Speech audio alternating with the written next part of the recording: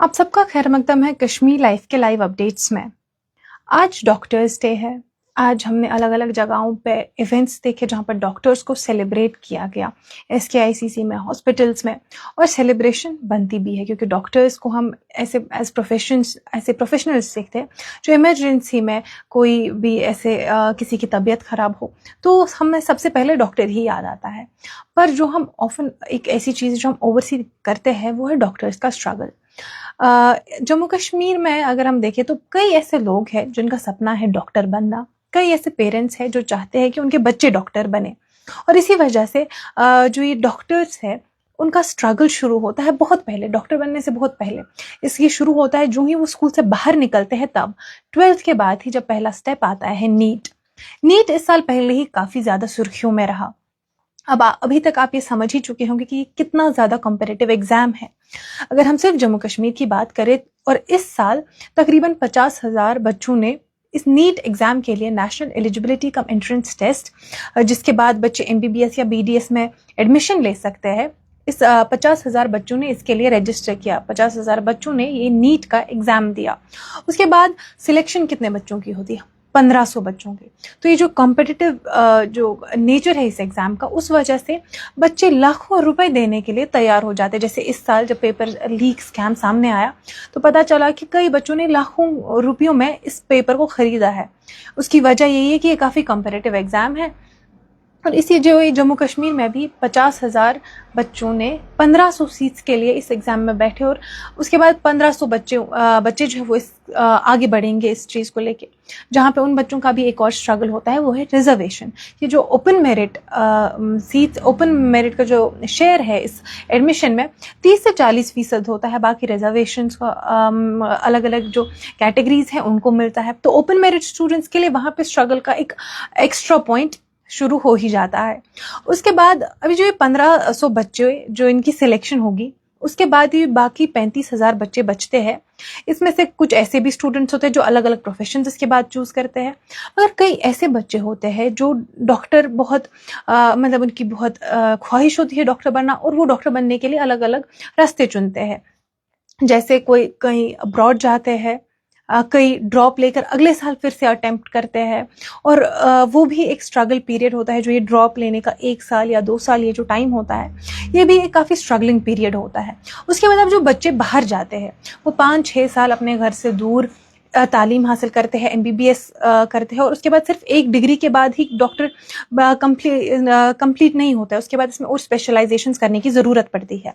अब जब ये डॉक्टर अब अब्रॉड यूजुअली लोग बांग्लादेश जाते हैं, अलग अलग कंट्रीज़ में जाते हैं MBBS के लिए। अब ये जो बच्चे वहाँ से वापस आते हैं उसका स्ट्रगल ख़त्म नहीं होता डॉक्टर बन के। उसके बाद इन्हें अलग अलग एग्ज़ाम्स देने होते हैं क्वालिफाई करने के लिए, ताकि उससे वो डिग्री जो इन्हें वहाँ मिली वो यहाँ पे वैलिड हो, उसके लिए एग्ज़ाम्स होते हैं। और उसके साथ साथ एक और जो कॉम्प्लीमेंट हम कह सकते हैं जो अक्सर मिलता है इन बच्चों को, वो है इनसे बांग्लादेशी डॉक्टर, जबकि वो उतनी ही मेहनत करके वही पढ़ के दूसरे मुल्क से आते हैं। और उसका रीज़न सिर्फ ये होता है कि यहाँ पर उतनी सीट्स है नहीं कि सारे बच्चे अकोमोडेट हो सके, तो वो बच्चे भी डिजर्विंग होते हैं। जस्ट बिकॉज इतनी सीट्स नहीं है, इतनी फैसिलिटीज़ नहीं है, उन्हें बाहर जाना पड़ता है। पर उसके बाद उन्हें सुनने को मिलता है इनसे बांग्लादेशी डॉक्टर। और बहुत सारे ऐसे इंस्टेंसेस है जहाँ पे उनको ऐसे लुक डाउन किया जाता है क्योंकि इन्होंने अब्रॉड मतलब मुल्क से बाहर MBBS की तालीम हासिल की है। ये हो गए वो बच्चे। अब जो यहाँ पे बच्चे कंटिन्यू करते हैं MBBS के लिए, उसके भी अलग अलग स्ट्रगल्स हैं। जैसे कई कॉलेज से वीडियो सामने आते हैं जो उनका इंफ्रास्ट्रक्चर है, कहीं पे सामने कचरा है, कहीं हॉस्टल्स के साइड में सफाई नहीं है। तो ये सब चीज़ें जब वो तालीम हासिल कर रहे, जो हमारे फ्यूचर डॉक्टर्स हैं वो तालीम हासिल कर रहे हैं, अपनी पढ़ाई के साथ साथ उन्हें इन सब चीज़ों से भी सफ़र करना पड़ता है। उसके बाद एक और चीज़ है जिस पर काफ़ी अटेंशन पिछले कुछ टाइम से जा रहा है, वो है इनका स्टाइपेंड। जो जब ये कोर्स वर्क होता है उसके बाद होती है एक इंटर्नशिप पीरियड, जहाँ पे यहाँ पे जम्मू कश्मीर में 12,000 रुपये का स्टाइपेंड मिलता है। और बच्चे कंटिन्यूसली डिमांड करें कि स्टाइपेंड को इंक्रीज़ किया जाए। जो बाकी रियासतें हैं वहाँ पर स्टाइपेंड इसके कंपैरिजन में काफ़ी हाई है और उनकी डिमांड है कि वो एटलीस्ट एट पार हो। और उन्हें सिर्फ ये 12,000 वो बच्चे वो डिमांड कर रहे हैं कि इसको इंक्रीज़ किया जाए। कंटिन्यूसली उनको रीअश्योर किया गया है कि हम इसको ओवरसी करें, बट अभी तक भी कोई पॉजिटिव नोट नहीं आया। अब जो ये इसके बाद भी समझ लीजिए कि ये हो गया, ये 5 साल 6 साल बच्चों ने पढ़ाई की, कुछ लोग बाहर से आए, उसके बाद जब ये अब ऑन ग्राउंड और स्पेशलाइजेशंस करनी पड़ती है और 3-4 साल स्पेशलाइजेशंस हो गई, उसके बाद जब ये ऑन ग्राउंड आते हैं, अब बारी है जॉब्स की, बिकॉज वही आइडेंटिफाई करता है कि आगे आप कितने सक्सेसफुल डॉक्टर बनेंगे। उसके बाद अगर हम जम्मू कश्मीर में देखें तो अक्टूबर 2025 के जो जम्मू कश्मीर लेजिस्लेटिव असेंबली का डेटा है, उसमें Jammu Kashmir health care sector में 10,500 सिर्फ मेडिकल वैकेंसीज है, मतलब डॉक्टर्स और पैरामेडिकल जो पोस्ट्स है 10,000 से ज़्यादा, 10,500 से ज़्यादा पोस्ट्स वैकेंट है मेडिसिनल और पैरामेडिकल सीट्स के। मतलब अगर हम उनको वैकेंट करें तो कितने सारे डॉक्टर्स हैं जो सेटल हो सकते हैं, पर चूंकि वैकेंसीज है, रिक्रूटमेंट हो नहीं रही है, एक बार फिर से इन डॉक्टर्स को मुल्क से बाहर या एटलीस्ट कश्मीर से बाहर अपने लिए जॉब अपॉर्चुनिटीज ढूंढनी पड़ती है। एक बार फिर से उन्हें घर से बाहर निकलना पड़ता है अपना जो उन्होंने वो डॉक्टर बन गए उसको सस्टेन करने के लिए, उसको सर्वाइव करने के लिए, उससे पैसे कमाने के लिए, क्योंकि ऑलरेडी एक कॉस्टली प्रोसेस हो चुका होता है। अब उसके बाद जब डॉक्टर बन भी गए, अब बहुत सारे लोग जिसमें डॉक्टर फाइनली बन जाते हैं, उसके बाद एक और प्रोसेस, एक और स्ट्रगल जो है जो यहाँ पे डॉक्टर्स को फेस करना पड़ता है, वो है हम लोगों की तरफ से।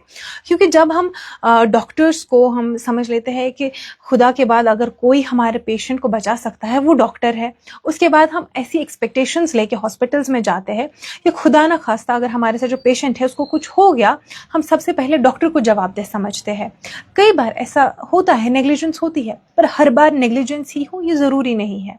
कई बार अटेंडेंट्स अननेसेसरी गुस्सा करते हैं पेशेंट्स पे।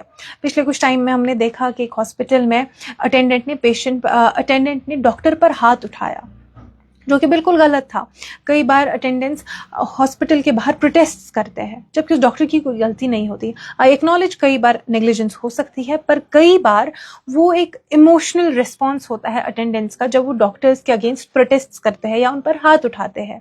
और ये भी डॉक्टर की लाइफ का एक स्ट्रगल ही होता है, जहाँ पे वो हम 1 घंटा हॉस्पिटल में बिताए तो उन सराउंडिंग्स को देख के परेशान होते हैं। डॉक्टर पूरा टाइम उसी सराउंडिंग में होते हैं और उसके बावजूद भी उन्हें अटेंडेंस से ऐसा बिहेवियर देखने को मिलता है।